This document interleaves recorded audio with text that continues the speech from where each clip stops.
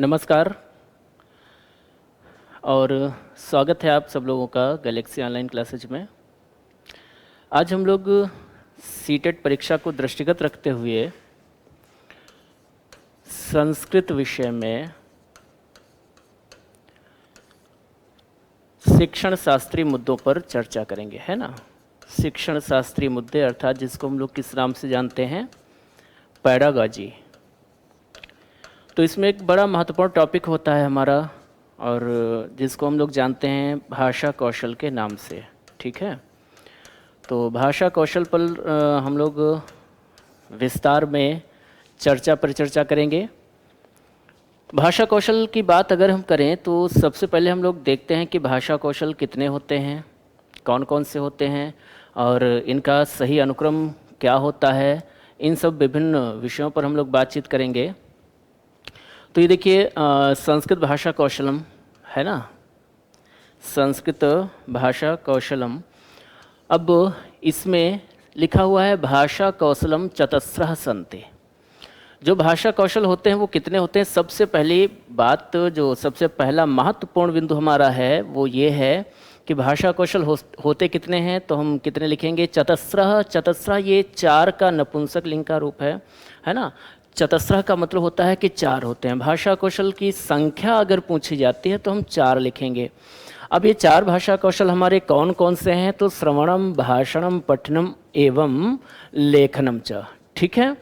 अर्थात ये हमारे जो भाषा कौशल हैं चार, इसमें हमारा पहला भाषा कौशल कौन सा है, तो श्रवण है। फिर कौन सा है, तो भाषण है। फिर कौन सा है, तो पठन है। और उसके बाद अगर हम लोग बात करें तो चौथा भाषा कौशल हमारा कौन सा मिल जाता है, लेखन, ठीक है। आगे लिखा हुआ है अस्याह क्रमशः पालने नैव कस्यापि भाषायाः आत्म साक्षात्कारम भवितुम शक्यते। ये जो हमारे चार भाषा कौशल हैं, इन चार भाषा कौशलों का क्रमशः पालने नैव, क्रमशः का मतलब है क्रमबद्ध तरीके से इनका पालन करने के बाद ही हम किसी भी भाषा का आत्म साक्षात्कार कर सकते हैं। अर्थात कोई भी भाषा हमको सीखनी है, कोई भाषा हमको अर्जित करनी है, कोई भाषा हमको अधिगम करनी है, तो उस भाषा को सीखने के लिए, उसको आत्मसात करने के लिए, उसको ग्रहण करने के लिए हमको इन चार भाषा कौशलों का क्रमशः जो है पालन करना होता है, तभी हम किसी भाषा को सीख सकते हैं। अब यहाँ पर आगे लिखा हुआ है भाषायाः अधिगमाय। भाषायाः देखिए षष्ठी विभक्ति एक वचन का रूप है, इसका मतलब है भाषा के। अधिगमाय का मतलब है अधिगम करने के लिए अर्थात सीखने के लिए। इमाः चतस्रः क्रमे नियोज्य। इन चारों कौशलों को, क्रमे का मतलब है क्रम में, नियोज्य मतलब निर्धारित करके, क्रमबद्ध तरीके से इनको निर्धारण करके इनका, उसके बाद अभ्यास से आवश्यकता होती, इनका अभ्यास करने की आवश्यकता होती है। तो अभी तक हम लोगों ने जो समझा, जो जाना, वो ये कि भाषा कौशल कितने होते हैं, चार होते हैं, श्रवण, भाषण, पठन और लेखन। उसके बाद इनका क्रमशः पालन करने से ही हम किसी भी भाषा का आत्म साक्षात कर सकते हैं, कोई भी भाषा हम लोग सीख सकते हैं। और इनका अधिगम करने के लिए, भाषा का अधिगम करने के लिए इन चारों कौशलों को एक क्रम में पिरो करके, क्रमबद्ध तरीके से इनको रख करके, क्रम में पिरो करके इनका अभ्यास करने की आवश्यकता होती है, ठीक है। अब देखिए यहाँ से जो हमारे अभी तक सीटेट या जो भी विभिन्न परीक्षाएं होती हैं, तो समय ये पैडागॉजी पूछी जाती है, चाहे हम बात यूपी टेट की करें, सुपर टेट की करें या हरियाणा टेट की करें, हर जगह पैडागॉजी तो आती ही आती है। तो विभिन्न परीक्षाओं में और सीटेट में जो अभी तक के प्रश्न पूछे गए हैं, केवल इतने से वो ये पूछे गए हैं कि भाषा कौशल कितने होते हैं। जब ये संख्यात्मक प्रश्न पूछा जाएगा तो हम भाषा कौशल कितने लिखेंगे, चार लिखेंगे। उसके बाद एक प्रश्न और कई बार पूछा जा चुका है कि भाषा कौशलों का सही अनुक्रम क्या है। अनुक्रम मतलब सीक्वेंस, है ना।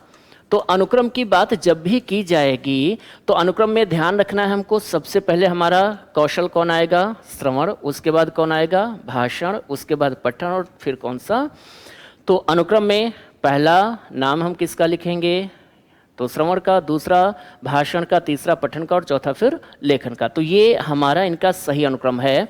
अब जिस विकल्प में इस क्रम में इन चारों का नामोल्लेख होगा उस विकल्प को हम सही मानेंगे, है ना। उसके बाद पूछा जाता है कि एक प्रश्न कई बार आ चुका है कि अंतिम भाषा कौशल का अंतिम सोपान कौन सा है। तो अंतिम सोपान की बात करें, ये तो हमारा पहला सोपान हो गया, कौन, श्रवण। श्रवण जो है ये पहला सोपान है, अर्थात ये पहला चरण है, ये हमारा पहला भाषा कौशल है। और अंतिम सोपान की बात कर रहे हैं, अंतिम कौशल की बात करें तो अंतिम कौन सा हो जाएगा, लेखन। ठीक है, केवल इतने से ही आपके 2-3 प्रश्न कई बार पूछे जा चुके। जैसे पहला आपका क्या हो गया, तो पहला हो गया इनकी संख्या, संख्यात्मक प्रश्न पूछा गया तो हम 4 लिखेंगे। सही अनुक्रम पूछा गया तो ये अनुक्रम हमारा सही हो जाएगा, श्रवण, भाषण, पठन और लेखन। उसके बाद पहला सोपान क्या है या पहला कौशल क्या है, तो हम क्या लिखेंगे, श्रवण लिखेंगे। और अंतिम सोपान या अंतिम कौशल कौन सा है, तो हम किसकी बात करेंगे, लेखन की बात करेंगे। ठीक है, यहाँ तक की बात समझ में आ गई होगी। आगे बढ़ें। भाषणात् पूर्वम श्रवणस्य आवश्यकता तो भवत्येव। भाषणात् पूर्वम, भाषण से पहले, भाषण मतलब बोलना, है ना, बोलने से पहले श्रवणस्य आवश्यकता तो भवत्येव, श्रवण की आवश्यकता तो होती ही है। अगर हमको बोलना है तो बोलने से पहले हमको कुछ ना कुछ सुनना पड़ेगा, है ना। बच्चा जब जन्म लेता है उसके बाद धीरे धीरे जैसे जैसे बढ़ता जाता है फिर वो बोलना सीखता है, लेकिन बोलने से पहले वो क्या करता है, अपने परिवेश से, अपने आसपास के माहौल से, अपने घर वालों से, वो चाहे दादी हो, दादा हो, बुआ हो, माँ हो, पिता हो, है ना, सबसे कुछ ना कुछ सुनता है और सुनने के बाद उसको ग्रहण करता है, उसके बाद ही क्या करता है, बोलना सीखता है। तो भाषणात् पूर्वम, बोलने से पहले श्रवणस्य आवश्यकता तो भवत्येव, श्रवण की आवश्यकता तो होती ही होती है। फिर लिखा है ईदृशः, ईदृशः मतलब ऐसे ही, जैसे बोलने से पहले सुनने की आवश्यकता होती है, ऐसे ही लेखनात् पूर्वम पठनस्य आवश्यकता भवति। लिखने से पहले किसकी आवश्यकता होती है, पढ़ने की। अगर हमको लेखन कौशल में दक्षता प्राप्त करनी है, लेखन कौशल में निपुण होना है, लिखना सीखना है, तो लिखने से पहले हमको क्या करना पड़ेगा, पढ़ना सीखना होगा, है ना। तो लिखने से पहले, जैसे बोलने से पहले श्रवण कौशल की आवश्यकता होती है, सुनने की आवश्यकता होती है, वैसे ही लिखने से पहले किसकी आवश्यकता होती है, पठनस्य अर्थात पठन की। लेखनात् प्राक् वर्णानां शब्दानां च पठनम आवश्यकम भवति। लेखन से पहले, लिखने से पहले वर्णों और शब्दों को पठनम, पढ़ने की आवश्यकम भवति। लिखने से पहले वर्णों और शब्दों को पढ़ना क्या होता है, आवश्यक, है ना। आगे लिख रहा है कि अत्र श्रवण पठनम च कौशलस्य उद्देश्य ग्रहणम अस्ति। अब ध्यान दीजिए, यहाँ पर ये जो हमारे 4 कौशल हैं, इन 4 कौशलों में यहाँ पर दिया जा रहा है कि जो हमारा श्रवण कौशल है और जो पठन कौशल है, अर्थात ये जो श्रवण है और जो पठन है, ये आपके 2 कौशल, है ना। ये 2 कौशल जो होते हैं ये कैसे होते हैं, इनका उद्देश्य क्या होता है, तो इनका उद्देश्य होता है ग्रहण करना, विषय वस्तु को ग्रहण करना। तो श्रवण और पठन को हम लोग क्या कह सकते हैं, इनको हम लोग कह सकते हैं ग्रहणात्मक कौशल, है ना। ये दोनों हमारे कैसे हैं, ग्रहणात्मक कौशल। अर्थात इसका तात्पर्य ये है कि इन दोनों कौशलों में हम विषय वस्तु को ग्रहण करते हैं, ठीक है। अब श्रवण कौशल में क्या होता है, तो श्रवण कौशल में अगर हम श्रवण कौशल की बात करें तो श्रवण कौशल में क्या होता है, इसमें हम श्रुत्वा ग्रहणम, ठीक है, किसी भी विषय वस्तु को हम लोग सुन करके ग्रहण करते हैं। श्रवण कौशल में विषय वस्तु को श्रुत्वा ग्रहणम, सुनकर ग्रहण किया जाता है। और पठन में क्या होता है, तो पठन में होता है पठित्वा ग्रहणम, ठीक है, पठित्वा ग्रहणम। श्रवण कौशल और पठन कौशल ये दोनों हमारे कैसे हैं, ग्रहणात्मक कौशल हैं। इन दोनों में हम लोग विषय वस्तु को ग्रहण करते हैं। अब श्रवण कौशल में हम मौखिक रूप से सुन करके ग्रहण करते हैं और पठन कौशल में हम क्या करते हैं, विषय वस्तु को पढ़कर ग्रहण करते हैं। उसके बाद हमारा जो भाषण कौशल है और जो हमारा कौन सा कौशल है, लेखन कौशल है, ये हमारे जो 2 कौशल हैं, ठीक है, भाषण और लेखन। तो इनकी भी बात कर लें तो भाषण में क्या होता है, तो ध्यान रखिएगा, भाषण जो होता है ये क्या होता है, मौखिक अभिव्यक्ति, है ना। भाषण में क्या होता है, मौखिक अभिव्यक्ति।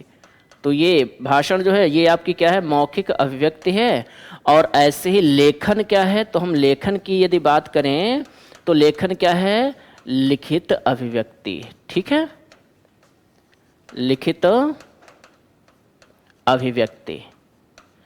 तो दो कौशल हमारे कैसे हैं, ग्रहणात्मक हैं, और दो कैसे हैं, अभिव्यक्तात्मक हैं। दो कौशलों के द्वारा हम विषय वस्तु को या भावों को ग्रहण करते हैं, और दो कौशलों के माध्यम से हम लोग अपने भावों को व्यक्त करते हैं। तो दो के माध्यम से ग्रहण होता है और दो के माध्यम से क्या होता है, अभिव्यक्ति होती। ठीक है, तो यहाँ तक हम लोग पढ़ चुके हैं कि जो है श्रवण और पठन कौशल का उद्देश्य क्या होता है, ग्रहणामस्य तथा भाषणस्य लेखनस्य उद्देश्यम अभिव्यक्तिरस्ति। इन दोनों कौशलों की का उद्देश्य क्या होता है, तो इनका उद्देश्य होता है अभिव्यक्ति। ठीक है, अब आते हैं हम लोग बात करते हैं श्रवण कौशल की, है ना। जो हमारा पहला कौशल है वो कौन सा है, श्रवण कौशल। अब श्रवण कौशल जो है इसके विषय में कुछ महत्वपूर्ण बातें, कुछ महत्वपूर्ण बिंदु जिनका हम लोग अध्ययन करेंगे। भाषायाः ग्रहणम प्रायः श्रवणस्य माध्यमेन एव भवति। भाषा का ग्रहण जो होता है, भाषा को जब हम ग्रहण करते हैं, अर्जित करते हैं, तो वो प्रायः किस माध्यम से होता है, श्रवण से माध्यमेन एव भवति, श्रवण के माध्यम से ही होता है। किंतु केवल श्रवण मात्रम कौशलम नास्ति, किंतु केवल सुनना मात्र कौशल नहीं होता है, अपितु ध्यान पूर्वकेन श्रुत्वा, बल्कि ध्यान पूर्वक सुन करके वक्तु आशयम ग्रहणम एवं श्रवण कौशलम अस्ति। देखिए, सुनने को हम हर समय कुछ न कुछ सुनते रहते हैं। वातावरण में विभिन्न प्रकार की ध्वनियाँ हर समय उत्पन्न होती रहती है और वो सारी ध्वनियाँ हम सुनते रहते हैं, है ना, अनायास ही सुनते हैं।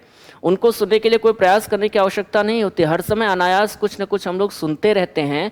लेकिन हर समय कुछ न कुछ सुनना जो होता है क्या कौशल होता है, श्रवण तो होता है लेकिन वो कौशल नहीं हो सकता है ना।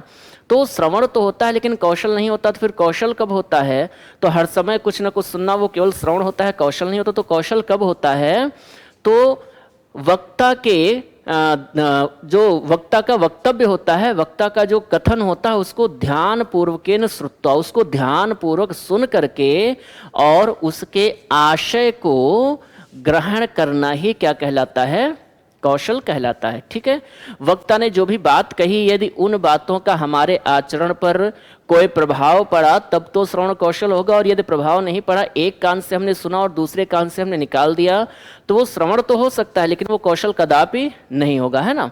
तो मुख्य बात यह है कि श्रवण कौशल होता क्या है, तो वक्ता के कथन को, उसके आशय को सुन करके ग्रहण करना और उसके अनुसार अपने आचरण को परिवर्तित करना ही क्या कहलाता है, श्रवण कौशल कहलाता है। ठीक है, आगे हम बढ़ें तो श्रवण कौशल विकासस्य तत्व। अब ये जो श्रवण कौशल है इसको विकसित करने के तत्व होते हैं कुछ, इनका हम विकास कैसे कर सकते हैं, अर्थात जो कुछ भी हम वक्ता के द्वारा सुने उसको हम ग्रहण कर सकें, उसका हमारे आचरण पर कोई ना कोई प्रभाव पड़े, उसको, इस बात को विकसित करने के लिए कुछ तत्व हैं, कुछ तरीके बताए गए हैं। वो क्या हैं, तो श्रवण कौशल को विकसित करने के लिए उपाय कौन कौन से हैं। सबसे पहली बात यह है कि वक्तुः पुरुषम श्रद्धया श्रवणीय। वक्ता पुरुष जो है उसको बड़ी श्रद्धा पूर्वक हमें सुनना चाहिए। अगर वक्ता कितना भी बड़ा विद्वान हो किंतु उसके प्रति हमारे मन में श्रद्धा नहीं होगी तो उसकी बातों को हम गंभीरता से नहीं लेंगे और उसकी बातें फिर हमारे ऊपर कोई प्रभाव नहीं छोड़ सकती हैं। इसलिए वक्ता जो भी है, वक्ता पुरुष को श्रद्धा पूर्वक सुनना चाहिए। इससे क्या होगा, श्रवण कौशल विकसित होगा। विषय से रौचिकता। अब इसके बाद जो वक्ता है, वक्ता को भी क्या चाहिए, वक्ता यदि चाह रहा है कि वो जो भी बोल रहा है उस बात का सुनने वाले पर प्रभाव पड़े, श्रोता पर प्रभाव पड़े, तो वक्ता को भी क्या करना चाहिए, श्रोता के स्तर के अनुसार ही, उसके स्तर के अनुसार ही रुचिकर विषय का चयन करना चाहिए। अगर हम बात करें तो देखिए यहाँ पर हम लोग प्राथमिक और जूनियर स्तर की बात कर रहे हैं ना, प्राथमिक या फिर हम जूनियर स्तर की बात कर रहे हैं।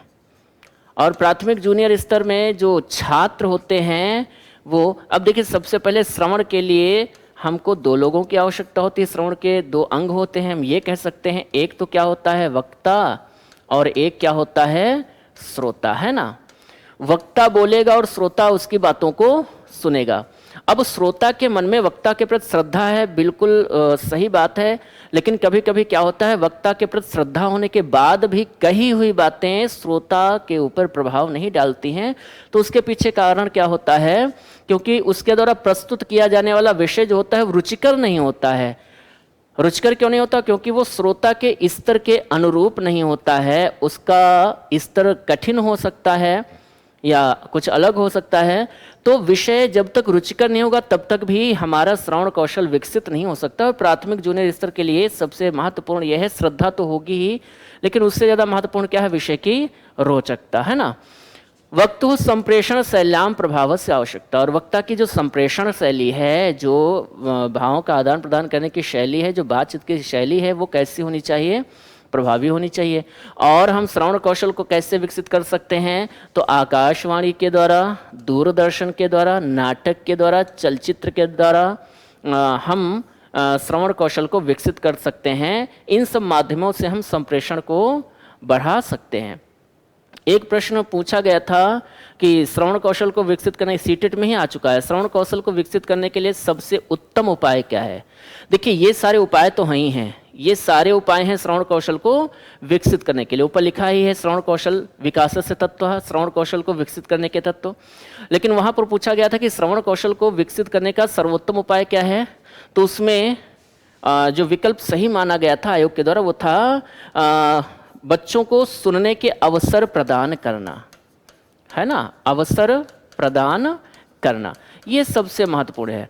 देखिए ये आकाशवाणी है, दूरदर्शन है, नाटक है, चलचित्र है, ये सब श्रवण कौशल को विकसित तो कर सकते हैं, सहायक तो होते हैं, लेकिन अगर इनको प्रयोग में लाने का अवसर ही ना मिले तो क्या ये हमारे लिए सहायक सिद्ध हो सकते हैं? कदापि नहीं। तो सबसे महत्वपूर्ण क्या है कि हम बच्चों को विभिन्न अवसरों पर सुनने के अवसर प्रदान करें, और जब सुनने के अवसर प्रदान होंगे तो उनका श्रवण कौशल क्या होगा, विकसित हो जाएगा। ठीक है, तो यहाँ तक की बात समझ में आ गई होगी। आगे अगर हम बढ़ें तो आगे हम लोग देखते हैं श्रवणे बाधा। अब देखिए जो श्रोता है वक्ता के प्रति उसके मन में श्रद्धा भी है, और वो जो है वक्ता की बातों को बड़ा ध्यान से सुन भी रहा है, और वक्ता के द्वारा प्रस्तुत किया जाने वाला विषय जो वो भी बहुत ही रुचिकर है, फिर भी श्रोता के ऊपर वक्ता की बातों का कोई प्रभाव नहीं पड़ रहा है। क्यों नहीं पड़ रहा है? तो इसका मतलब वहाँ पर कोई ना कोई बाधाएं उत्पन्न हो रही हैं। तो वो बाधाएं कौन कौन सी हैं? जब श्रवण कौशल का प्रभाव श्रोता पर पड़ता नहीं है, या श्रवण में बाधाएं कौन कौन सी आती हैं?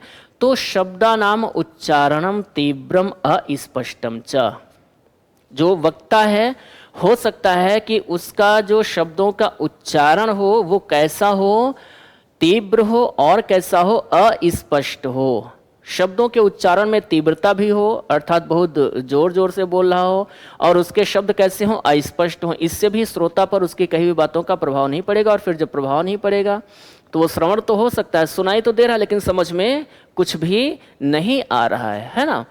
अति तीव्र स्वरेण, हो सकता है वक्ता जो है अत्यंत तीव्र स्वर में बोल रहा हो, या हो सकता है बहुत ही मंद स्वर में, धीमे स्वर में बोल रहा हो। इस कारण से भी श्रोता पर उसकी कही हुई बातों का प्रभाव नहीं पड़ रहा है। तो श्रवण कौशल को विकसित करने के लिए क्या उपाय हैं वो हम लोग पढ़ चुके हैं। अब श्रवण कौशल में बाधाएं कौन कौन सी हैं? तो पहली बाधा ये है कि उच्चारण का अस्पष्ट होना, और तीव्र होना या मंद होना।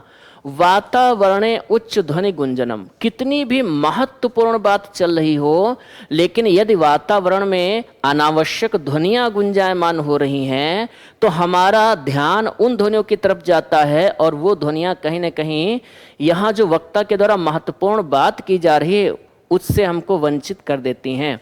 तो वातावरण में जब ऊंची ऊंची ध्वनियां या अनावश्यक ध्वनियां गूंजती हैं तो वहां भी श्रवण कौशल में क्या होता है, बाधा उत्पन्न होती है।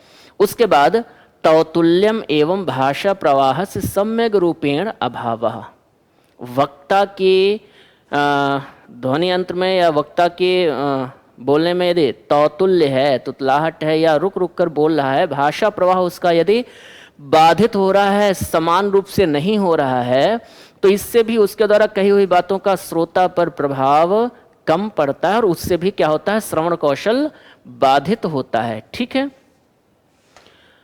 आगे हम बात करते हैं अगले बिंदु की। तो अगला बिंदु हमारा है भाषण व वाचन कौशलम। अभी जो भाषण या जिसको हम लोग एक और नाम देते हैं वाचन, भाषण को ही हम किस नाम से जानते हैं, वाचन के नाम से।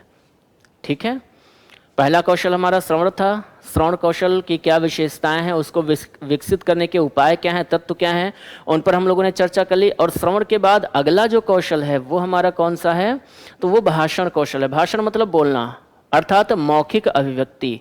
ठीक है, स्व आशयम प्रकटीकर्तुम, जब हम किसी के द्वारा कहे हुए विचारों को सुनते हैं, ग्रहण करते हैं और उन पर हम चिंतन मनन करते हैं, तो हमारे मन में भी कुछ विचार उत्पन्न होते हैं और अपने मन में उत्पन्न हुए उन विचारों को प्रकट करने के लिए, प्रकटीकर्तुम, उन विचारों को प्रकट करने के लिए, अपने आशय को, अपने भावों को प्रकट करने के लिए शब्दानाम संगठित प्रायोज्यम एव भाषण कौशलम अस्ति।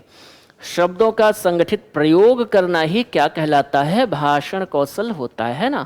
भाषण कौशल संवर्धनेन हेतु, भाषण कौशल को संवर्धित करने के लिए, विकसित करने के लिए वातावरण पारिवारिक कारक व अति प्रभावकारी भवते। अब यहाँ पर देखिए सबसे महत्वपूर्ण बात जो है वो यहाँ पर कही जा रही है कि भाषण कौशल को संवर्धित करने हेतु, मतलब विकसित करने हेतु वातावरण और पारिवारिक कारक अत्यंत प्रभावकारी होते हैं। अक्सर देखा होगा कुछ बच्चे जो होते हैं, कुछ छात्र जो होते हैं, बोलने में बड़े पटु होते हैं, बड़े चतुर होते हैं, बड़े बोलने में दक्ष होते हैं, निपुण होते हैं।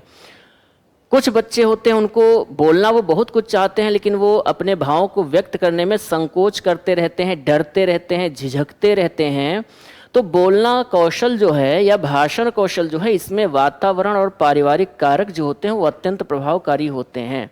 जिन बच्चे कभी बोल रहे हैं तो उनको बात बात पर अगर आप टोका टाकी करें कि क्यों बहुत बोलते हो, ऐसे क्यों बोलते हो, ऐसे नहीं ऐसे बोलना चाहिए, तो वो बच्चे क्या होते हैं, कहीं ना कहीं कुंठित होते हैं। और जब कुंठित हो जाते हैं तो बोलने से फिर डरते हैं, घबराते हैं और वो सोचते हैं कि बोलेंगे तो फिर से डांट पड़ेगी या टोका टाकी की जाएगी।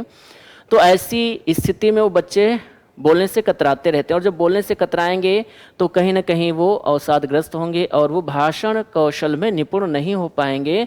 तो इसलिए कहा जा रहा है कि जो वातावरण होता है बच्चों का या पारिवारिक जो कारक होते हैं या कारण होते हैं वो क्या होते हैं, बहुत ही प्रभावकारी होते हैं भाषण कौशल में।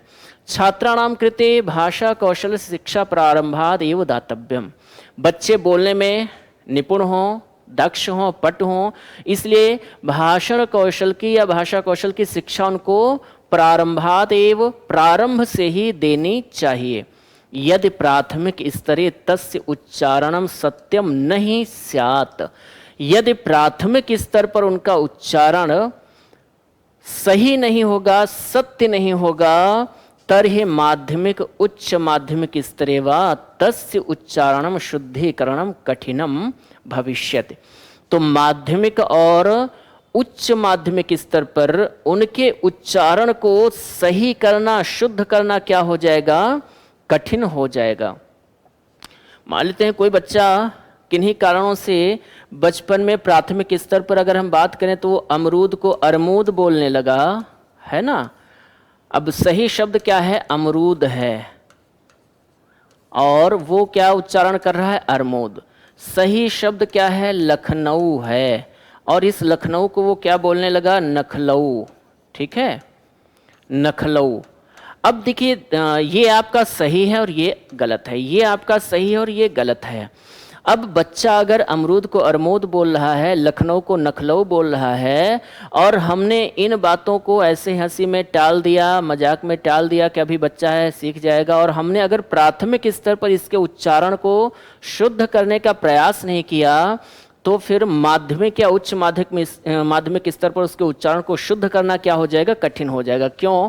क्योंकि ये अशुद्ध उच्चारण उसकी आदत में सम्मिलित हो जाएगा, और जब कोई चीज आदत बन जाती है वह आदत फिर इतनी जल्दी छूटती नहीं है। तो इसलिए भाषण कौशल में कहा जा रहा है कि बच्चों के उच्चारण को प्राथमिक स्तर से ही शुद्ध करने का प्रयास करना चाहिए, ताकि उनकी भाषा, उनकी वाणी जो है प्रभावशाली बने और सुनने वाले पर उसका प्रभाव पड़े। अब अगर कोई बच्चा लखनऊ को नखलऊ बोल रहा है तो सुनने वाले लोग मजा लेंगे, उसकी बातों को गंभीरता से नहीं लेंगे, है ना। तो इसलिए उनके उच्चारण को प्राथमिक स्तर पर ही सही करवाना चाहिए। शब्दानाम उच्चारणम मात्र भाषण से कौशलम नास्ति। शब्दों का उच्चारण मात्र ही भाषण कौशल नहीं होता है, अपितु तस्य शुद्ध उच्चारणम एव भाषण कौशलम वर्तते, बल्कि उनका शुद्ध उच्चारण ही भाषण कौशल होता है। बोलने को हम हर समय कुछ ना कुछ बोलते रहते, तो हर समय कुछ ना कुछ बोलना जो है भाषण तो हो सकता है, लेकिन भाषण कौशल नहीं हो सकता है। भाषण कौशल क्या होगा? जो शुद्ध उच्चारण होता है, ऐसा उच्चारण जो सुनने वाले पर प्रभाव डाले, उसको प्रभावित करे, ऐसा शुद्ध उच्चारण ही क्या कहलाता है? भाषा कौशल। ठीक है, आगे बढ़ते हैं। और शुद्ध उच्चारण से अशुद्ध उच्चारण से कारणम। अब देखिए, अभी बात हो रही थी कि अगर बच्चा अशुद्ध बोल रहा है तो प्राथमिक स्तर पर ही उसके उच्चारण को सही करने का प्रयास करना चाहिए, नहीं तो माध्यमिक स्तर पर या उच्च माध्यमिक स्तर पर उसका उच्चारण सही नहीं हो सकता है। अब अशुद्ध अगर उच्चारण हो रहा है तो उसके कुछ कारण होंगे। वो कारण क्या हो सकते हैं? तो पहला कारण यहाँ पर अशुद्ध उच्चारण का दिया है अज्ञानता। हो सकता है कि बच्चा शब्द को भली भांति जो उसने सुना है उस शब्द का वो भली भांति परिचय ना कर पाया हो, उस शब्द को वो ना समझ पाया हो, इसलिए अज्ञानता के कारण भी उसका उच्चारण अशुद्ध हो सकता है ना। तो अज्ञानता के कारण अगर उच्चारण उसका अशुद्ध है तो हमें उन शब्दों का भली भांति उसको ज्ञान कराना चाहिए, है ना। अब अमरूद का यही है ना। अमरूद को वो बोल नहीं पा रहा है, वो सही से समझ नहीं पा रहा है, इसलिए वो क्या बोल रहा है? अरमूद बोल रहा है। और प्राथमिक स्तर पर ये हमारा कर्तव्य बनता है, ये शिक्षक का या जो अध्यापक है उसका नैतिक दायित्व बनता है कि उसे इसका उच्चारण सही करवाना चाहिए और उसको प्रयास करना चाहिए कि अमरूद बोले, ना कि वो अरमूद। उसको सही शब्द से परिचय करवाना ये नैतिक दायित्व बन जाता है शिक्षक का। तो अज्ञानता के कारण भी वो अशुद्ध उच्चारण कर सकता है। या फिर क्या है? अनवधानम। ठीक है, देखिए अवधान का मतलब होता है ध्यान, है ना। अवधान का मतलब क्या होता है? ध्यान। और अनवधान का मतलब होता है जब ध्यान ना रहे, ध्यान रहित, अर्थात इसको हम कह सकते हैं असावधानी।